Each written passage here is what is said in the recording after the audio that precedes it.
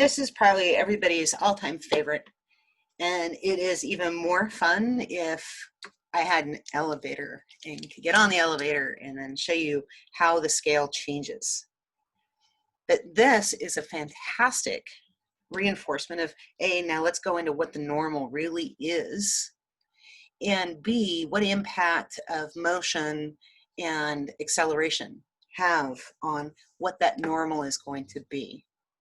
So in this case, this is my happy person riding the elevator up and down for the sake of science. Let's give them some bad hair. I don't know why I always give everybody bad hair. And we want to know what the scale is going to read while he or she is stop, constant velocity going up, the bottom accelerating up, and the top accelerating down. So we have these four scenarios, that we're going to consider. And the trickiest part, I think, for this is that folks want to look at the system and they go, well, this isn't just like this box mystically hanging here. There is this like cable system that's pulling that elevator up. And so what you want to do intuitively is somehow make these external forces have some sort of impact on what all of this is going to say. And I'm going to encourage you not to do that. What you want to do is focus on the thing that we want. The force normal is nothing but what that scale reads. That's all a scale does. You step on it, the force of gravity is pulling you down, the force normal is pushing up. You're actually compressing a spring, well, in some of them, depends on how they're made. But if it's spring compression, you get on that spring and it's the amount of compression that is being read on the scale. So if I'm kind of lifting up in my seat, if the scale were on that, would read less because my force normal has decreased. Think about it just like as you're on a roller coaster ride. On a roller coaster ride, and you get to the top where you kind of feel yourself still going up, and then your stomach sinks, and it's a lot of fun. Unless you throw up, don't do that. Then that's not as much fun. But your stomach kind of gets all butterflying, right? Well, what's happening is your normal is constantly changing on those roller coaster rides. There's times when you're being more compressed into your seat, and there's times when you're being lifted out of your seat. And the same thing is happening on the elevator. And if you pay attention, you'll notice you feel the same effect. It's just not quite as much fun. You don't throw your hands up in the air and go, woo, up and down on an elevator. I mean, maybe you do. Maybe you do, that's okay. So let's think about it. Stopped. So if I'm stopped, what does that mean? That means that my velocity equals 0, and that means my acceleration equals 0. I'm stopped. My free body diagram on all of them is going to be the same. I'm going to have my force of gravity down and my force normal up. That's it.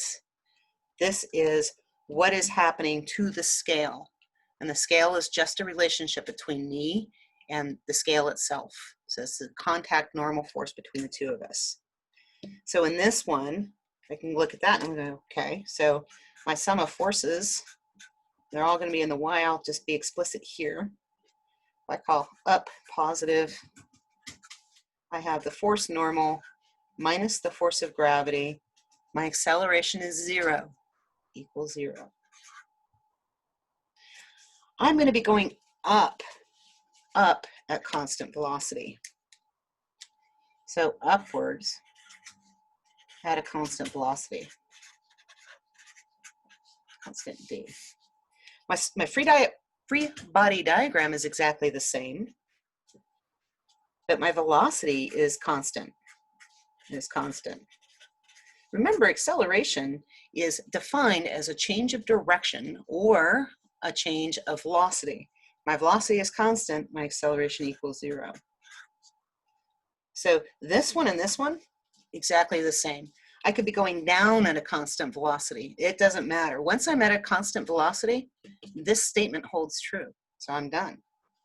This means that my force normal is exactly, let me actually solve that, is exactly my force of gravity. My mass times the acceleration due to gravity. just get you used to seeing this. All right, so now I'm at the bottom and I'm going to accelerate up. So bottom, accelerating up. So let's think about that. And I want to be very explicit about the direction of my velocity because it matters. So my velocity is, well, up, and my acceleration is up. I've defined up as being positive. So they're both positive. So let's see, what does that mean to my force normal then? Is the force normal equals, I'm going to move, well, no, I won't skip a step. Sorry. Force normal minus the force of gravity equals my mass times acceleration. This is a positive quantity because I've defined up as positive. So my force normal, what the scale reads is mass times gravity plus mass times acceleration.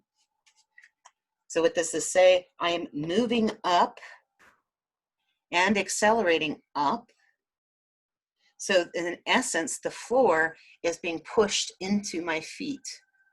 I'm getting more contact with that ground. I'm increasing the force normal. So my scale reads more. What about top, accelerating down? Pause and ask yourself, what's going to happen to the scale? Okay, so let's see. My motion is going down and my acceleration is down. I've defined that as being negative. Negative. So I just can rewrite this statement here. And I'm just going to rewrite it from this point that I have my force normal, because that part is still true, equals mg minus mass times acceleration. This comes from, maybe I shouldn't have skipped a step there. This comes from, if I write it this way, force normal minus force of gravity, remind you, Fg equals mg. Sorry. You're normally here to yell at me when I skip things because I forget to write them out explicitly. So force normal minus the force of gravity, let's see, equals, now I am going down. I've defined downward as negative, so I have this negative for that acceleration ma, and that's where I came up with that. So what does that mean? I'm accelerating down, I'm moving down and accelerating down. So the floor is kind of moving away from my feet. So when I look at this conclusion here, this says that my weight, which is normally just mg, has been decreased by the amount I'm accelerating times my mass. So my scale reads less. So here's the question I asked for you. You can bring to my office hours. This is moving down. What if I'm going up? So if my v is upwards and my acceleration, I'm slowing down.